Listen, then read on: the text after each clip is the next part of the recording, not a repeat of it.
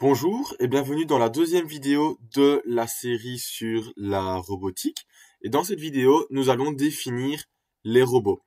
Donc en fait, la définition d'un robot varie en fonction du domaine d'activité, mais au sens large, on peut dire que c'est un automate qui est doté de capteurs et d'effecteurs pour exécuter un mouvement sans fatigue en suivant le même chemin, avec haute précision qui va rester inchangée et avec la même finesse.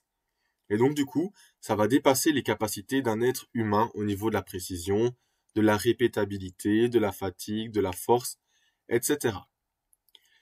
On peut retrouver les robots dans différents domaines. Donc, le premier domaine, c'est la robotique industrielle.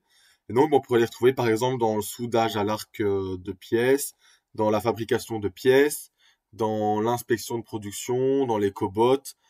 Mais alors, pour les cobots, qu'est-ce qu'un cobot? En fait, un cobot, c'est un robot qui est utilisé pour assister l'homme. Et il y a différents degrés d'interactivité. Donc le premier degré d'interactivité, c'est la collaboration directe. Ça veut dire qu'il va y avoir un travail simultané sur une même pièce. Le deuxième degré est la collaboration indirecte. Donc là, il y aura un travail alterné sur une pièce. Donc c'est-à-dire que ce sera le robot, puis l'être humain, puis le robot, puis l'être humain, etc. Il y a aussi la coexistence, donc le travail en autonomie sur différentes pièces. Il y a comme quatrième degré d'interactivité l'assistance physique guidée par l'opérateur. Et enfin, l'assistance physique fixée à l'opérateur, comme par exemple les exosquelettes. Alors il faut savoir que pour les cobots, il y a des normes de sécurité. Par exemple, au niveau des vitesses, il y a des limitations et la limitation actuelle est de 250 mm par seconde. Comme deuxième domaine principal, nous avons la robotique médicale, donc par exemple l'assistance de chirurgiens, l'apport de médicaments dans les hôpitaux ou autres. Il y a aussi la robotique domestique, donc là-dedans on retrouve les aspirateurs autonomes, les tondeuses autonomes, les robots cuisiniers, les robots qui vont aider les personnes en difficulté ou les personnes qui sont atteintes d'Alzheimer par exemple.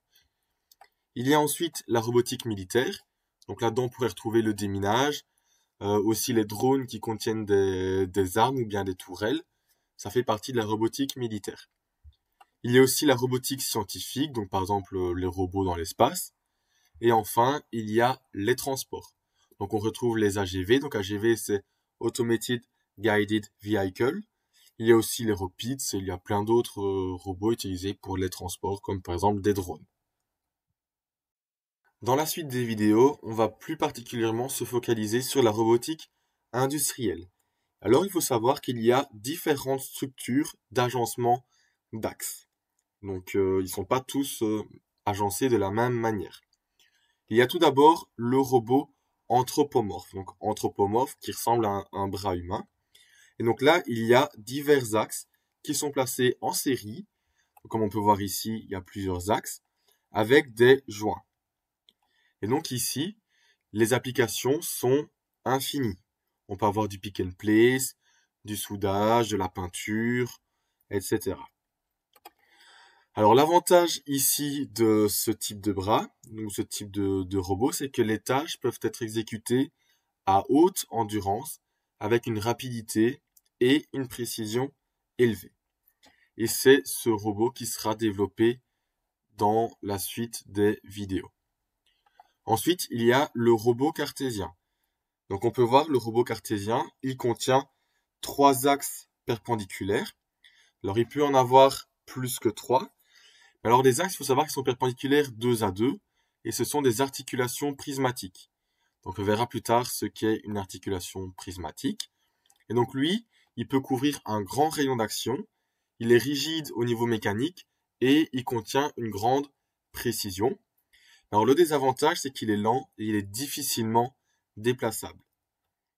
Alors on le retrouve surtout dans le chargement de grandes machines, par exemple. Passons maintenant au robot Scara qui contient 4 axes avec 2 articulations rotoïdes et une prismatique. Donc les articulations rotoïdes se trouvent ici et la prismatique se trouve là. Mais on verra plus en détail ce que sont ces articulations. Alors ce robot, il est adapté pour des tâches de montage vertical la manipulation de petits objets, donc les applications de pick and place par exemple. Et alors il y a des mouvements précis et ils sont très très rapides. Si vous voulez voir un peu la cadence de ce type de robot, n'hésitez pas à aller voir une vidéo sur YouTube, c'est assez impressionnant.